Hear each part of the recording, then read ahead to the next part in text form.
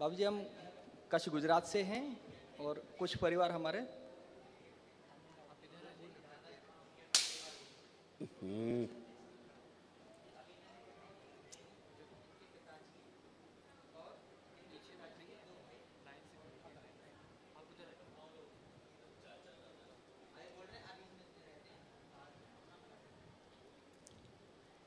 अच्छा है। जी बाबू। तो कच्छ में रहते हैं, क्या कार्य करते हैं? कच्छ में बाबूजी किसानी का कार्य है। बहुत सुंदर काम है। पृथ्वी पे एक किसानी ऐसा काम है जिसमें एक डालो तो 10 दाने पैदा होते हैं, 1000 पैदा होते हैं दाने, 5000 दाने एक बीज से पैदा हो जाते हैं। सरसों डालो होते। जी बिल्कुल बाबू। बाकी दुनिया में कोई भी काम करने जाओ, कोई प्रोडक्शन करने जाओ, अगर 100 किलो चीज़ें मिलाओ, 10-10 किलो 10 चीज़ें, जब प्रोसेस पूरा होकर के बनेगा तो 100 किलो की जगह वो 90 किलो ही माल तैयार होगा। 10 किलो वेस्टेज जाए। कुछ भी करो आप, एक किसानी ऐसा काम है जो 1 से 1000 हो जाता है। इसके बाद भी किसान परेशान है।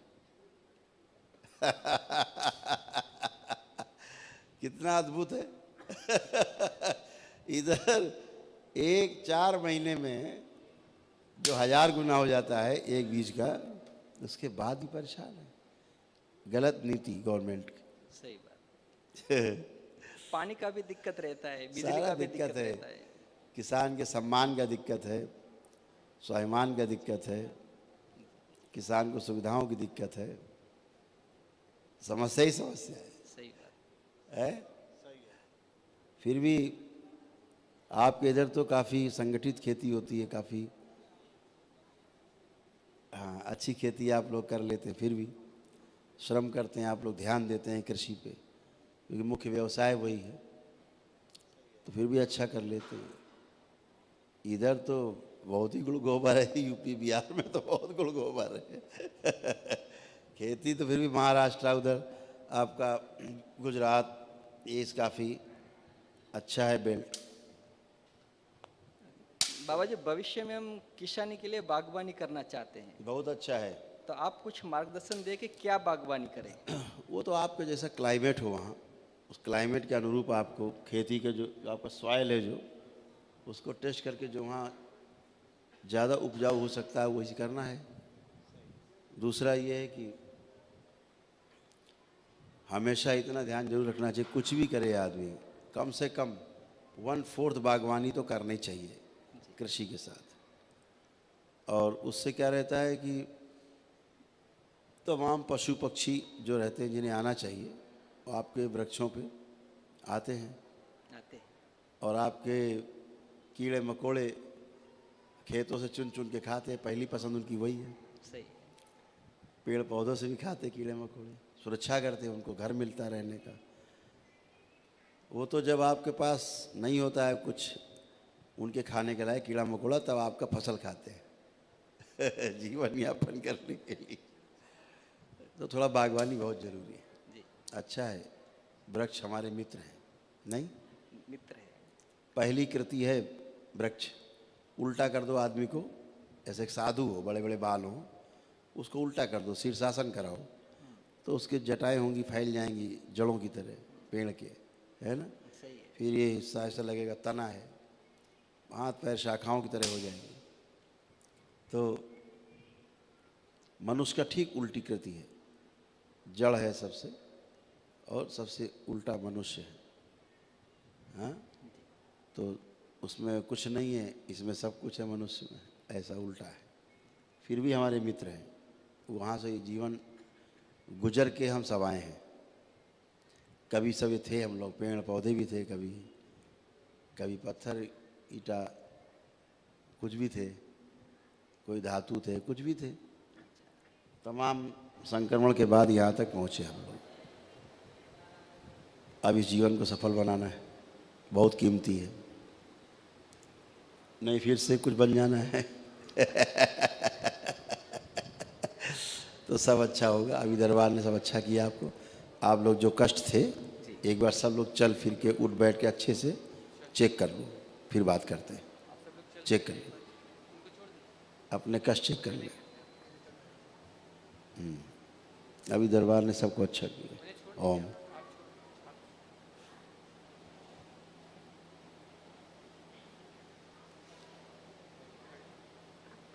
बहुत ऊर्जा आप लोगों के पास, एक दिन के हवन की ऊर्जा है। जी बाबू जी। एक प्रश्न था बाबू जी। 2000 में हमारे दादाजी ने समाधि ली है। वो गायत्री के उपासक थे। श्री राम शर्मा आचार्य शांति कुंज हरिद्वार से वो जीवंत समाधि ली है। जब उसने समाधि ली तो उस टाइम हमारे पिताजी को वो ऊर्जा दे गए थे। तो जब उसको वो बोल गए थे कि तुम्हें कोई भी दिक्कत हो तो मुझे याद करना, मैं आऊँगा, तुझसे बात करूँगा, तुझे मार्गदर्शन दूंगा। तो 5-6 साल तक ये चलता रहा और बिल्कुल आते थे। जो भी प्रश्न अपना हो या किसी और का हो, किसी को बेटा नहीं था तो उसको बेटा भी देते थे, जैसा भी कोई भी जटिल प्रश्न हो वो सोल्व कर देते थे। 5-6 साल के बाद एकदम से स्टॉप हो गया। जब उसने समाधि दी थी तो उसने बोला था कि मेरी 700 वर्ष पुरानी जगह है, इस जन्म की नहीं अगले भव की मेरी जो जगह है, शिव जी का दूना है, हाइट पे है, अपने गांव से 6-7 किलोमीटर दूर पे है। वो उसने निशानी दी थी। अभी हम 2000 से कंटिन्यू यज्ञ कर रहे हैं। 22 यज्ञ हो गया है। 2.5 दिन का 24 कुंडी गायत्री यज्ञ होता है, वो विश्व कल्याण हेतु होता है। तो बाबू जी, पिताजी से दादाजी का मिलन नहीं हो पा रहा है, तो क्या वजह हुई, एकदम से स्टॉप क्यों हो गया?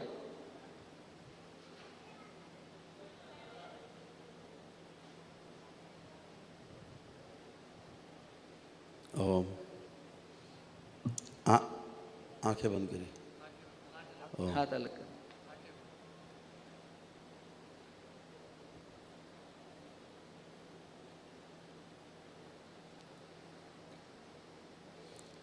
अब आँख खोल लीजिए। देखिए, आपके यहाँ क्या है, जो कुछ भी था कुछ बचा नहीं है, रंच मात्र नहीं, कुछ नहीं बचा। क्योंकि ये सब चीज़ें करना, रखना, इस तरह से यूज़ करना सब खतरे से खाली नहीं होता। ठीक है, ये सब बहुत ही ख़राब है परंपरा में। आप जान नहीं पाते कि एक्चुअल में जो हमसे बात कर रहा है कौन। आपने तो माना हुआ है कि दादाजी है, ठीक है, कौन बात कर रहा है आपको पता ही नहीं है। ठीक है, अगर कुछ भी होते, दादाजी मान लीजिए होते या कोई और प्रिय आपका होता है, तो आपको कभी हालत नहीं होने देता जो शिकार हो गए।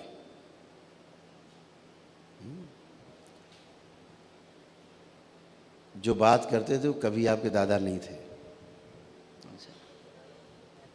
हैं? हाँ, कभी आपके दादा नहीं थे। जो ये था ये बहुत ताकतवर था। इसने अपना काम किया, कांड किया, छुपा बैठा रहा, अभी यहाँ नष्ट हुआ। और उसके 2 सिर थे, आगे भी देखता था पीछे भी देखता था, उसके 2 सिर थे।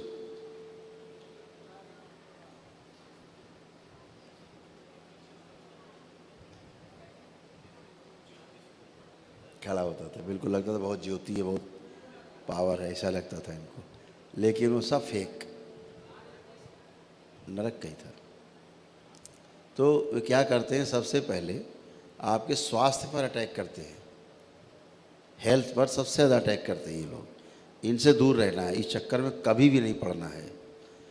दरबार से जुड़ करके आप जुड़े, सब ये नष्ट हुए हमेशा के लिए। और इसीलिए अपने को बहुत हल्का महसूस कर रहे हैं। आप मूवमेंट करिए, चलिए फिरिए, चलिए।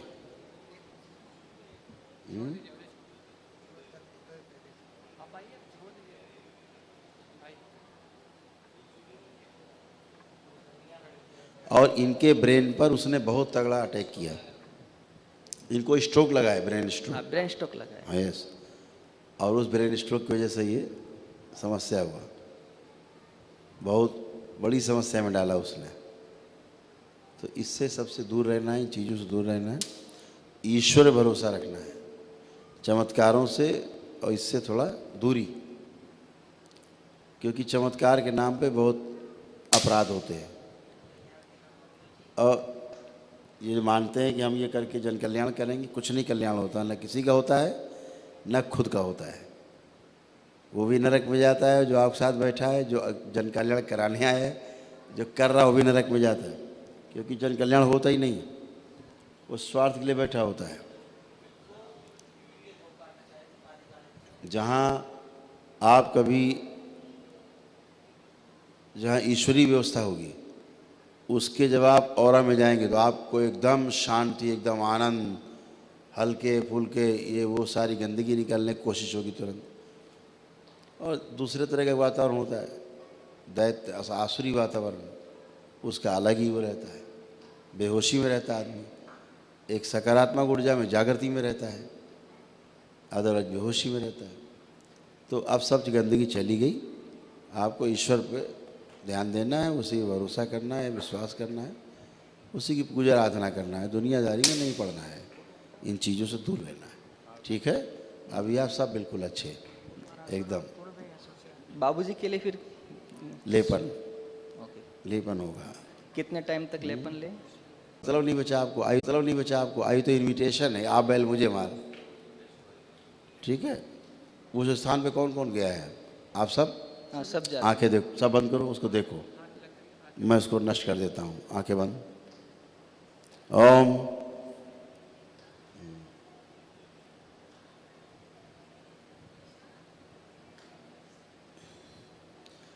जहाँ पर गए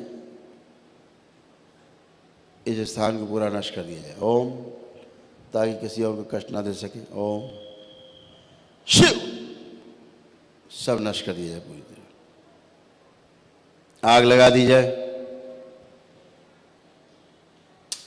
इनसे जुड़े हुए सभी सर्व से स्मृतियां, इनकी इच्छा, विचार, आशाएं, प्राण सब नष्ट कर दिए जाए। बैलेंस।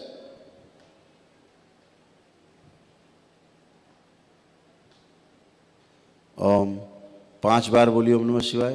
ओम नमः शिवाय, ओम नमः शिवाय, ओम नमः शिवाय, ओम नमः शिवाय, ओम नमः शिवाय। आँख खोलिए, 5 बार बंधन खींचिए ओम नमः शिवाय बोल के।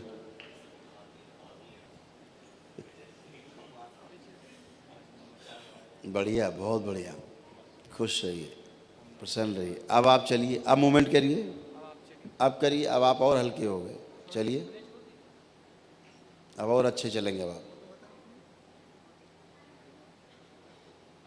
उधर से पूरा टूट गया है, हाँ, बहुत बैलेंस हो गया अभी, है ना। अब आप लेपन केवल करा देना बेटा, एक 6 मंथ तक सब अच्छा रहेगा। खुश रहिए। गुरुजी आइए मुझे नेक्स्ट। डायबिटीज से क्रोध भी आ रहा सब है हो और गया, मुझे चिकित्सा सारा हो गया सबका, बेटों को भी थोड़ा क्रोध सभी बहुत का आता है। चिकित्सा हो गया, कुछ बचा ही नहीं।